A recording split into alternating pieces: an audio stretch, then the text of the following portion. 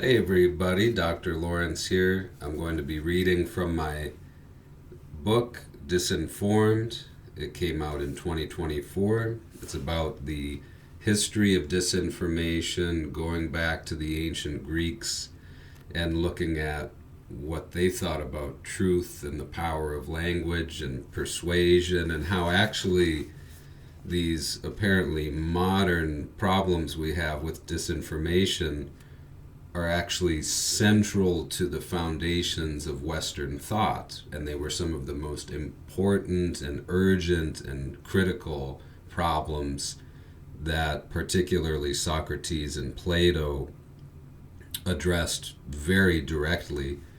Um, I do have dogs and beautiful children and activity in my house, so I don't know that this is going to be like a very crisp kind of audiobook production, but I do hope to just begin reading with you, that you may like it or enjoy it or find something in it that's useful, and we'll see where we go. This is available on Amazon, which is not my favorite bookseller, but it's there if you need to find it easily, and it's in other places.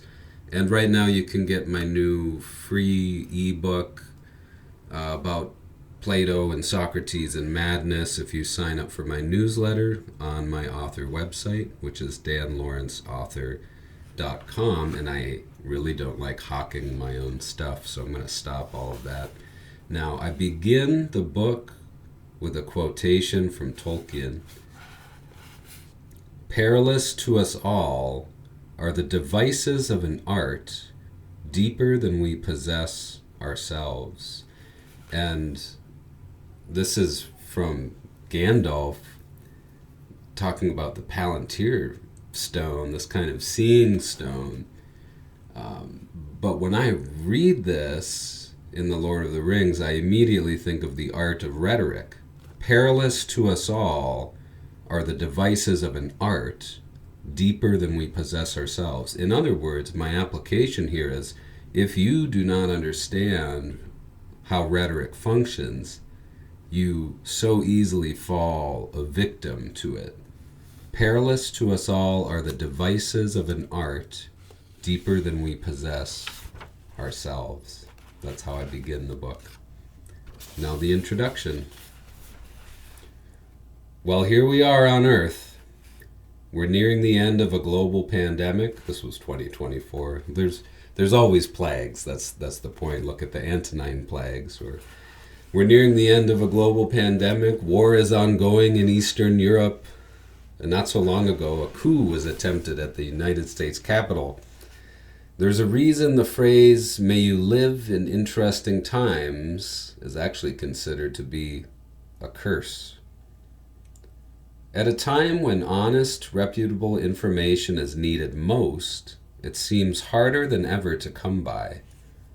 At least 50% of Americans get their news from social media, while 59% of Americans don't trust Facebook as a reputable source of political information. And this was according to a review I did of some Pew Research Center surveys. But funny enough, if you can find humor in any of this, 74% of those surveyed by Pew did not realize that Facebook collects data about their interests and behaviors and uses this information to send them targeted advertisements, including political advertisements. 74% of those surveyed by Pew did not realize that Facebook was gathering information about them and sending them targeted advertisements. And not, what I mean by this is not even Facebook specifically as a company, but advertisers, political parties, companies, organizations using Facebook as an advertising platform. Facebook is now the world's largest advertising platform by a fairly significant margin.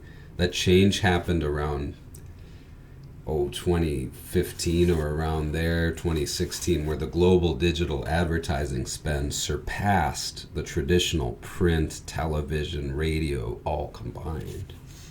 But 74% of people surveyed didn't even realize that. kind of scary, right? So setting the, not that I try to scare you in this book, but just setting the scene. I haven't written more than a few sentences, and already the disordered state of information and communication will likely be apparent to you. We're getting our news, 50% of Americans getting their news from social media. 59% of people don't trust it, and rightfully so, generally, depending on your source within that ecosystem. And 74% surveyed didn't even realize that Facebook was a method for distributing advertisements to them, including political advertisements. More than half of Americans get their news from a platform that more than half of Americans don't trust as a reliable source of information, while a clear majority of those users don't even understand how the platform works in the first place. The trouble is not brewing. It has been thoroughly brewed, bottled, and delivered to our doorsteps. In fact, it's now held in the palms of our hands. The smartphone revolution. There's been a few major information technology revolutions over the last couple of centuries. You had the television, radio.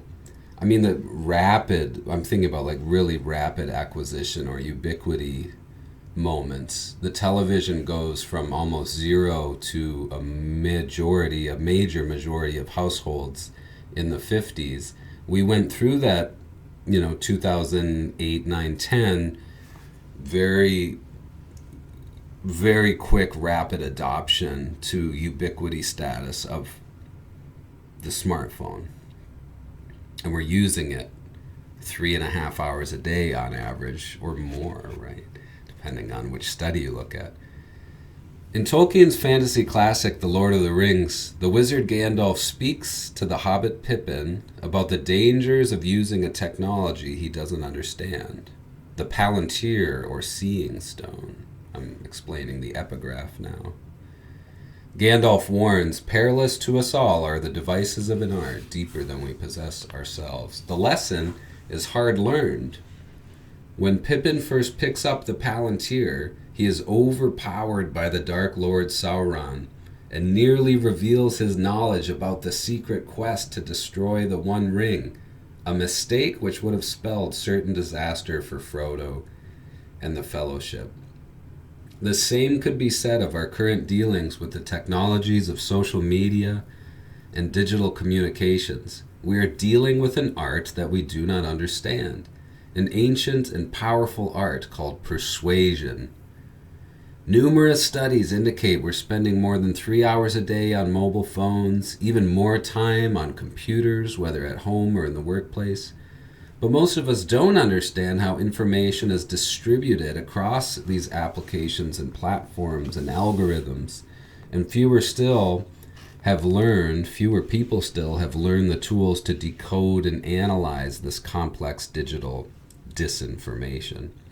We are dealing with, every day, devices of an art deeper than we possess ourselves. Not only the art of persuasion employed through these technologies, also the technologies themselves, the black box, the proprietary algorithms, layers upon layers of arts used against us every day that so many people are ill-equipped to analyze. And I'm not even boasting my own prowess here, having studied the art of rhetoric for 20 some years now or longer. I still find myself falling victim occasionally to these complex webs of information, addiction to different platforms, or you start thinking about, oh, maybe I could post that on my Instagram or what have you. These are very profoundly powerful technologies. When Hitler spoke, it was with an art of persuasion that his listeners did not understand, and he wove a spell over them, a dangerous, evil, and very real spell. When we are exposed to digital disinformation, we are overcome by an art deeper than we possess. And that's where this book comes in. I hope to show you how to analyze and evaluate the credibility of various sources of information so you can be better prepared to deal with the disinformation that invades your daily life. And I will help you learn to think like a rhetorician. I will help you to recognize this art form of persuasion, of rhetoric. When it comes to disinformation, I don't particularly take a censorship angle. I have a firmly, deeply held conviction about the value of free speech, of free thought. So when I was first kind of advertising the book, I got a lot of strange and angry and sometimes terrifying messages from people on social media who were kind of lumping me in with a certain faction of thinkers who would like to silence or censor. But I don't think that's the right approach, particularly just because of there's a practical problem of the volume of billions and billions of new posts every day on social media and billions of people. But then there's the deep philosophical, the rights, the right to speak, the right to your voice. And so my argument in this book comes to be more that we must train ourselves. It is upon us. It is our own responsibility as a human to learn how to think and critique and analyze all of the information that comes to us. An ongoing process. That's a journey. That's a journey throughout your time on earth. What is rhetoric? For Plato, the ancient Greek philosopher, rhetoric was matching the soul of the speaker to the soul of the listener. That comes from his dialogue Phaedrus, which I teach in my classes. It's a lovely dialogue. For Aristotle, rhetoric was the faculty of observing the available means of persuasion. What is the toolkit available to you? Aristotle, much more a pragmatist, played the Raphael fresco, this depiction of the school of Athens, and you have Plato pointing to the heavens and Aristotle with his hand down to the earth, right? Because Aristotle is this kind of proto-materialist. He's interested in the empirical world, the kind of father of science, and Plato, the kind of father of this, well, you can't call him the father of the humanities, but that's kind of how I reduce Plato and Aristotle, simplify. It's like the bifurcation of STEM and the humanities, Plato and Aristotle. And you see that in their approach to rhetoric. You see that in their theories that they craft. For Gorgias, rhetoric was the drug-like effect that speech has on the mind, and the techniques of wielding that effect. Gorgias compared the powers of persuasion over the mind. He compared the powers of persuasion over the mind to the effects of drugs over the body. Gorgias said, speech is like a drug. It's like witchcraft. There is no single sufficient definition of rhetoric, and rhetoricians like to argue about the scope of the field. But I'll tell you what rhetoric is. Rhetoric is philosophy with legs. Rhetoric is the toolkit by which we create and analyze communication. Rhetoric is the art of persuasion. And we are sorely missing this lost ancient art form in our contemporary public discourse, the way we go about our lives. It's not here. It's not in public education. I never read Plato or Aristotle in the public school system growing up. I think this is a great tragedy. I think this is an incredible mistake that we're making, that we are not introducing what Plato and Aristotle thought was one of the most important disciplines available to humans, and we just kind of pass by. We pass by this whole tradition, thousands of year old tradition of rhetoric and philosophy. People in power have been lying to us for thousands of years, which is exactly where this art form comes from. I'll show that later. I'll show you in this book, for example, how King Sargon I used persuasive techniques 6,000 years ago to build the world's first empire. But we've never quite caught up with the tools for decoding persuasion.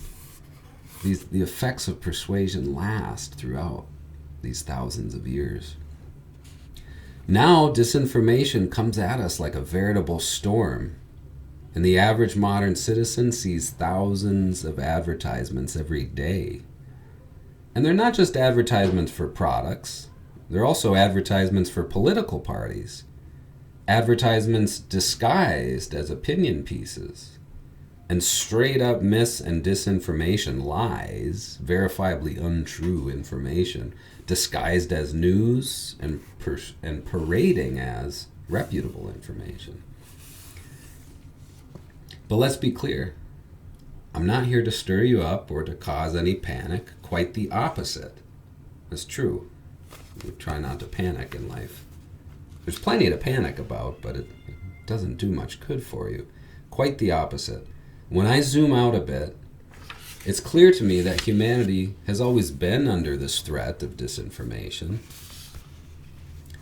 Both of my grandfathers served in the United States Navy during World War II, when Germany and the Axis powers were trying to blitzkrieg their way into world domination, and much of Europe was under the spell of mass communication and propaganda. When my maternal grandfather returned from the war, he married my grandmother, and they lived in a small apartment with no hot water. I remember my grandmother telling me the story, a cold water flat, they called it.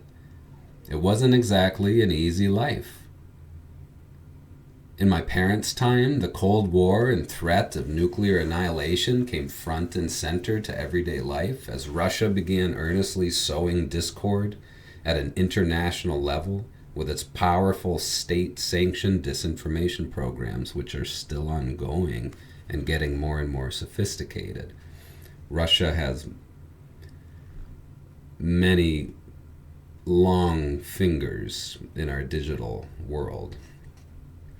In the early 1900s, the days of my great-grandfather Frank Lawrence, the United States began one of its first centralized, organized, formal propaganda campaigns to attempt to convince American citizens to join the Great War that was going on in Europe.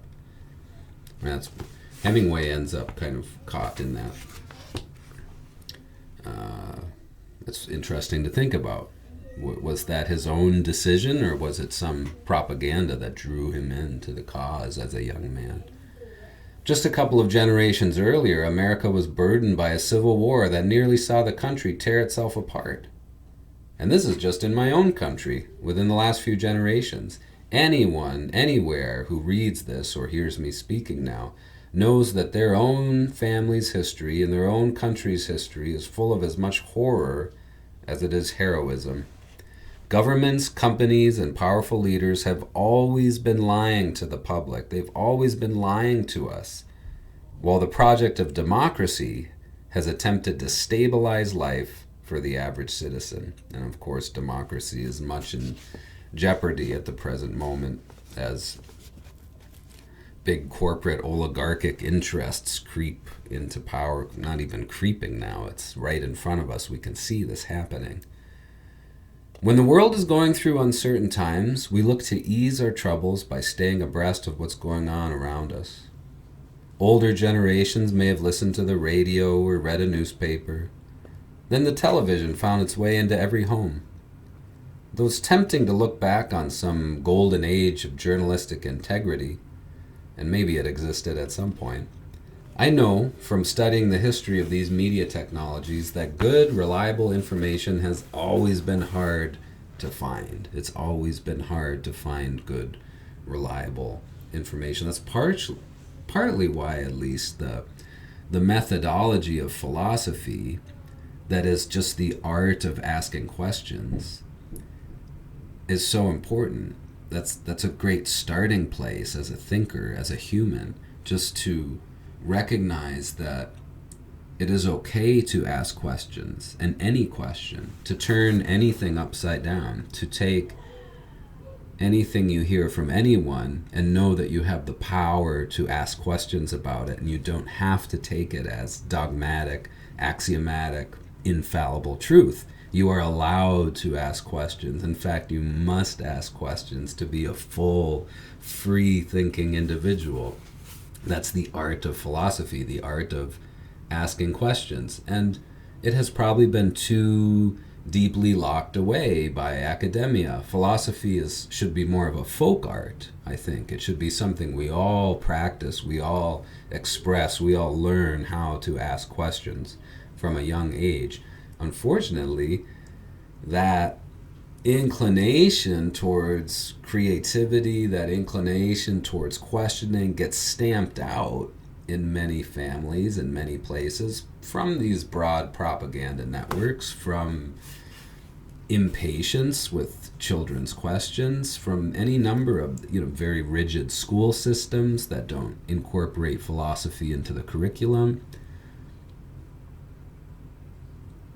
Well, reliable information has always been hard to find, as I write, and not just in the last few decades or the last few generations.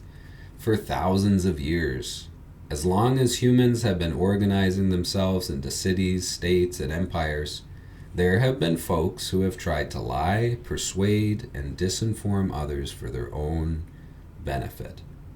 So, we savor the good days, and we keep a keen and critical eye on everything we hear, or at least we should. The problem is that we are just as susceptible to persuasion and fake news as ever before. And the democracies we've built continue to be tenuously held together by our collected efforts, while the storm of disinformation rages on. And I don't just mean modern disinformation. I mean, I'm thinking about ancient kings who lied to their subjects and told them that they were anointed by God to rule over them. That's a lie, right? There's no, and there has never been a king on earth chosen by a divine spirit to rule. And yet that lie persists to this day. Take a country like North Korea, for example. That divine right of rule is one of their most powerful propaganda pieces. And so I write here, the technologies of communication have created more sophisticated pathways for those in power to attempt to control and persuade us. And frankly, we are just as gullible and just as complacent as ever. While Thomas Jefferson didn't actually write the words, "An educated citizenry is vital requisite for our survival as a free people," it's thought to be an eloquent paraphrase of his perspectives on education. Jefferson did advocate for a crusade against ignorance, and he proudly proclaimed, speaking of Americans in a 1787 letter, "Ours are the only farmers who can read Homer." I love that. This is from a letter from Thomas Jefferson in 1787. He, boasting of the American public, he said, "Ours," that is, American farmers, "are the only farmers who can read Homer." I love this idea from Jefferson. I think we can use this now again, that a classical education should be adopted as a kind of folk tradition, that it belongs to everyone. The art of rhetoric, the art of language, the art of philosophy belongs to everyone. And you can read Homer. I'm just rereading the Iliad right now and finding wonderful insights from it. There's a place where Achilles is describing Zeus sitting upon his throne, and he has a jar. He has two jars. Zeus sitting on his throne has two jars within his reach, one for blessings and one for sorrows.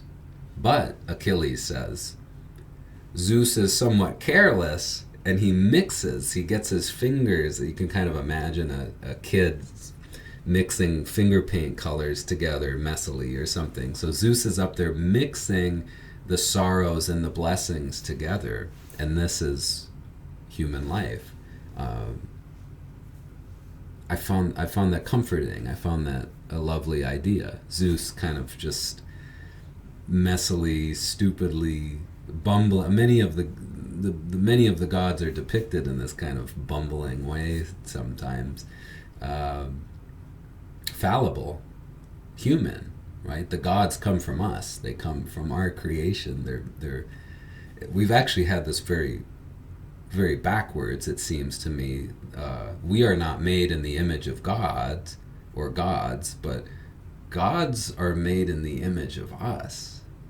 They must, because as a materialist, as a kind of objective thinker, they emerge from our minds. Gods come from people. They come from our books and our stories and our inventions. Anyway, I love this idea from Thomas Jefferson that he's boasting, ours are the only farmers who can read Homer, that great ancient Greek epic poet.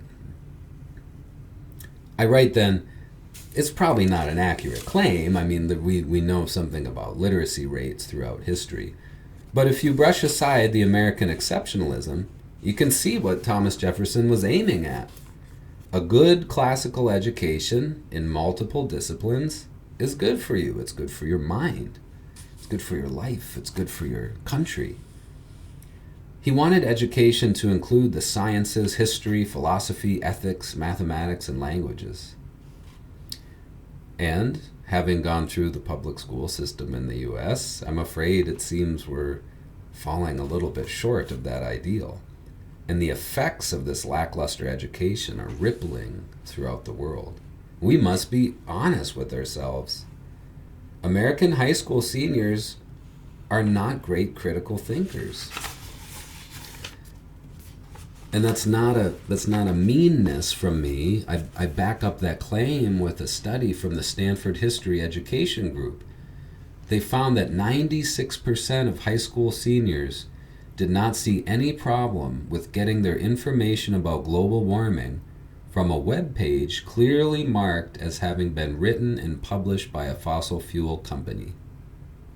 That would be like trusting a hungry fox to give you a status update about the well-being of the hens in your backyard chicken coop. It's what we would rightly call a major conflict of interest. A major conflict of interest. I'll read that again.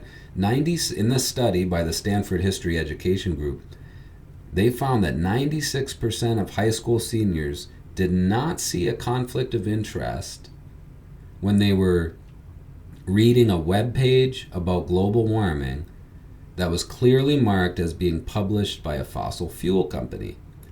If you want to get objective scientific information about global warming, it should probably not come from a major fossil fuel company who clearly have an interest in downplaying their catastrophic and negative effect on the environment.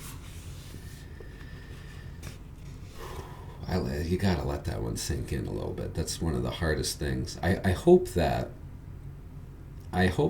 maybe their methodology was a little rough, or I don't know that I've seen that study replicated yet. I think that study needs to be replicated on adult populations in the US.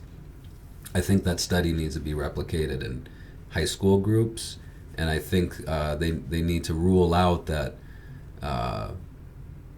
there wasn't some design flaw in the study, something about the phrasing of the question, because that is so high, 96%. That's a very anomalous outlier type of result from a study. Or it may signal what we kind of know already, which is that most people are not very good at evaluating information. And how can we be when we're so busy and we have so much information coming at us, right? And when we don't have the art of rhetoric, the art of thinking and critiquing and analyzing built into our education. But to my older readers, you aren't off the hook either. Researchers at Princeton found that while most Americans don't share fake news articles on social media, the 9% of users who do regularly share fake news on Facebook are over the age of 65. So in case you were getting comfortable about how you are so much better than the younger generation or something, I have to throw that in there. We're all susceptible to disinformation. Me too. I'm part of this. I am fallible mortal human that I am, sitting here. I have a lot of faith in the abilities and talents of the upcoming generations, and as an educator, I feel feel often hope when I see the work that my students are doing. But they have so much stacked against them. Inflation, unaffordable housing, ridiculously unaffordable housing, stagnant wages that have not kept up, climate crises, rising education costs, just to name a few of these really massive upheavals. Even artificial intelligence now, technological revolutions. There's a lot stacked against an individual person who's being born into this world right now. When I plumb the depths of my ethics, I think that it is our duty to help everyone carry forward knowledge and the light, the goodness. And we're not doing that. We're failing these new generations coming into being. They're coming into a tattered, broken, silly world that does not support them. It tries to squeeze them for every cent, tries to squeeze them for every moment of their attention, and unjustly and unfairly. Really, how can we place blame on these high school students when we have offered them little good news to read and no skills by which to evaluate truth? There was little to no mention of Socrates or Plato or Aristotle in my public school curriculum. Where was Quintilian? Where was Cicero? Why were Nietzsche, Heidegger, and Husserl tucked away in a dark corner of the public library and not the topic of conversation in a classroom? The generation who will someday run the world doesn't know how to evaluate credibility. They're disconnected from the tools they need to ask the right questions. Why should we trust this source? Is this person a credible speaker on the subject? What are their qualifications? Are they citing reliable data? Our politicians aren't. They're just making things up most of the time, it seems like. Now, the bar of truth is very low. We're living in an age of fake news and disinformation, and we're not providing adequate tools or resources to our children and students to help them combat the onslaught of propaganda and manipulative communication they face. And it's already starting to show. We're so easily persuaded. We read headlines without wondering who wrote them or from what quality of data. We conflate opinion with fact. And we're so busy trying to keep our lives together that we don't stop to wonder whether there's anything really wrong with this. But here's the kicker.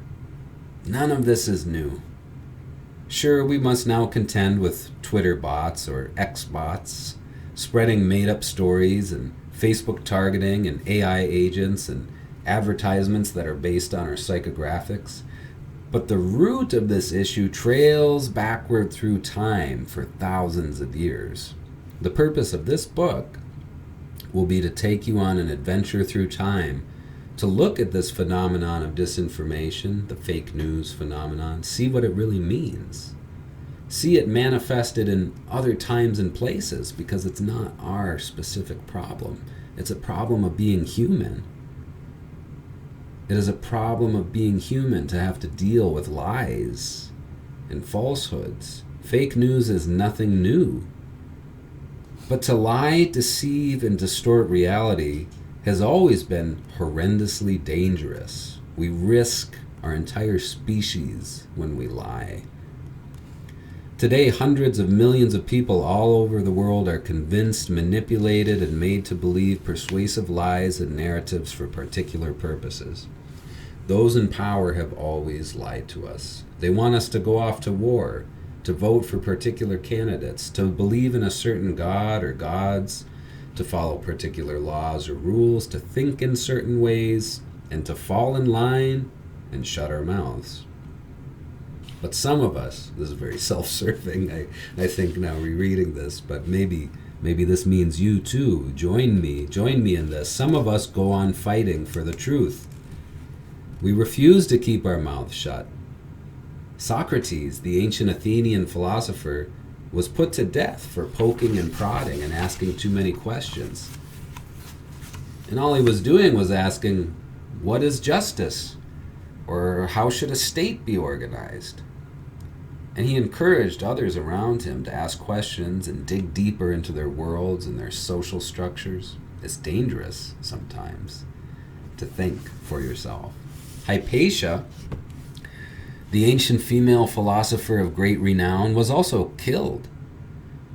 She was yanked from her carriage by a Christian mob in the streets of Alexandria and quite literally pulled apart limb by limb for all the public to see. Yeah, it can be dangerous to be a thinker sometimes. Cicero, the great Roman rhetorician, was beheaded. Fulvia, the wife of Mark Antony, is said to have held his decapitated head and stabbed his tongue repeatedly with a hairpin to take revenge against his powers of speech. That's Cicero. So Fulvia, Mark Antony's wife, after Cicero was murdered, took his decapitated head and symbolically poked his tongue over and over with a pin as a kind of revenge. Cicero was a great speaker, a great rhetorician. There's power in speech. There's power in speech. It's always dangerous to go against the grain and to question whether everything you've been told your whole life is a lie. It's dangerous to yourself, too. It hurts. What is it? Cornel West says something like, the unexamined life is not worth living, but the examined life is painful. It hurts to stare into the abyss of nothingness, into the void of eternity, and say, am I really here alone? What is all of this? What do I truly believe? Have I just been believing other people's stories, other people's perspectives? What do I really think? And to deconstruct your entire worldview and ask those questions is painful. I get that. I know it. I know it very intimately. Not only is it dangerous to be a free thinker, it's hard on one's mental health. We don't like to admit we're wrong, and we get set in our ways easily. You can hardly blame a person. Life is hard enough without constantly questioning one's own belief system and going off on existential journeys or crises of discovery. Oh, I do. And then I quote here Dr. Cornel West, who ran actually in the 2024 U.S. presidential election. He was a candidate on the ballot. I thought that was very interesting. Channeling Socrates from Plato's Apology, and Cornel West is professor of philosophy at Harvard still, I believe, right now anyway. He says, the unexamined life is not worth living. The examined life is painful. Very, very painful. The road to truth is not a comfortable one. Despite all these dangers, however, humans have always been fighting back against the lies, corruption, and evil in the world. And sometimes we lose that battle. The decline and fall of ancient Rome is a tremendous example. So is Rome's slow slip from being a republic to becoming an empire. Well, then there's a whole bunch about Caesar and... Oh, we're almost there. Let's finish the chapter. I'm trying to get myself out of this, I guess. This is good. Stay with me for a couple more minutes. Julius Caesar is a great reminder, really, of what can go wrong. Ancient Rome was one of the earliest representative democracies in the world and lasted in that state for nearly 500 years, about twice the length of time the U.S. has existed as a country thus far. And yet, after expanding and thriving as a democracy, Caesar's massive wealth and power, accumulated on his 10-year campaign in Gaul, inflated his ego and drove his country into a civil war that fractured the stability of the republic and sent it into a tailspin. After Caesar's death, Rome never returned to a democracy. It continued onward as empire.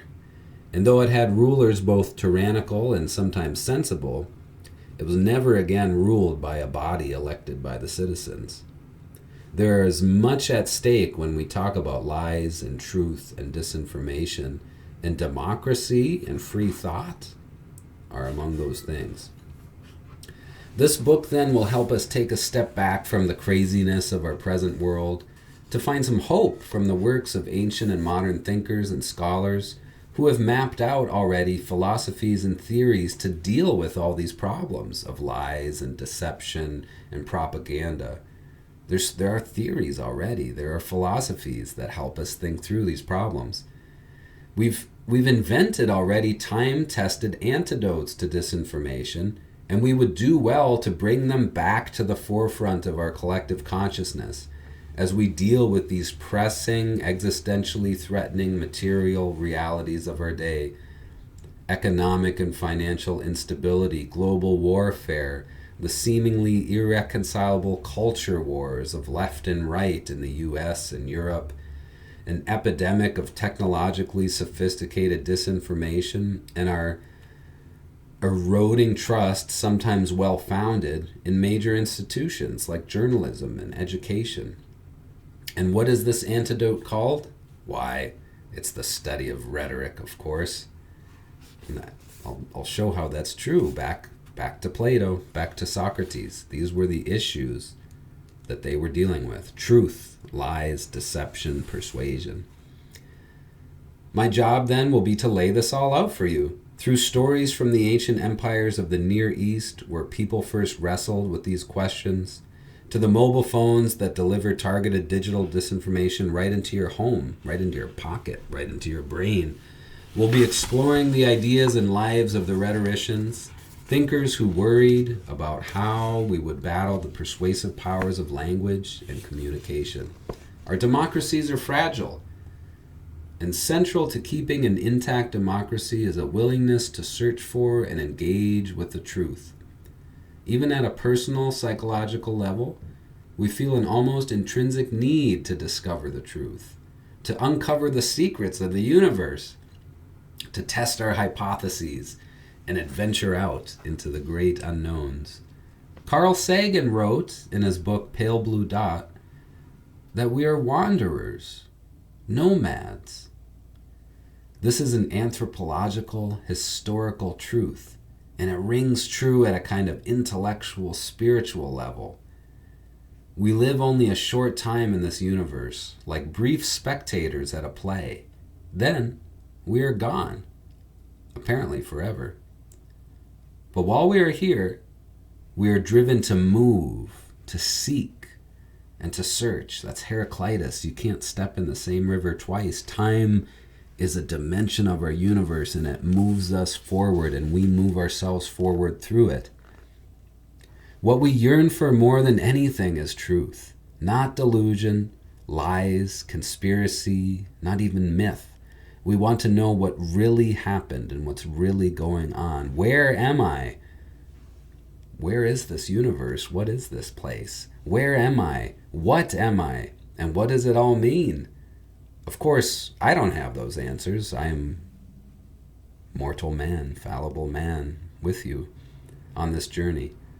But what I can offer is a method to help you evaluate whether people are onto something true or whether people are trying to deceive you. And so those are the sister disciplines of rhetoric and philosophy. The art of asking questions, philosophy. The art of rhetoric, which is wielding and analyzing communication. It is the art of persuasion. That was the introduction to Disinformed, the history of humanity's search for the truth, from Urano World, published in 2024. I hope you enjoyed that. I really do. I'll read some more of it as we go into the future. You can get a free ebook if you sign up for my newsletter at danlawrenceauthor.com. I'm on Facebook. I'm doing lots of things. I hope you'll kind of tune in. The newsletter is stories and bits from ancient Greek philosophy and ancient Roman history and the rhetoricians and canonical literature and strange, unusual things. I just wrote a little bit about augurs, about the ancient Greek and ancient Roman priests and visionaries who attempted to prophesize the future based on the flight patterns of birds. So I have fun little little things in the newsletter that I'm writing about and sharing, and you can get a free book when you sign up. My new book is How to Be Human, a guide for the age of machines and fire. And so in that book, I'm writing about the ancient Greeks again, but I'm writing more about what is human nature, creativity, generativity. For Plato, even, it's about madness. And I write about how we might lean into that madness to envision new realities and to recreate ourselves in ways that are better for our well-being, ways that fit us more perfectly in some way. To lean into the strangeness of being human, how strange it is, but to accept the truth of the strangeness of being human. That's danlawrenceauthor.com. And sorry, also, I don't really like selling my things or promoting my things, but that's free. That's a free ebook that you can get. And if you liked this book, it's out there. It's available as well. And go get it at a library or something, or tell your library to order a copy. I would rather you do that and then maybe share it with somebody, or if you send me an email, maybe I'll send you a copy. I don't know if I'm allowed to do that. Don't tell my publisher, but maybe I'll send you a copy if you shoot me an email. All right, take care of yourselves out there, and we made it 46 minutes without any dogs barking, one cat pawing at the door, and take care of yourselves. Drink some water, eat some whole foods. Good luck.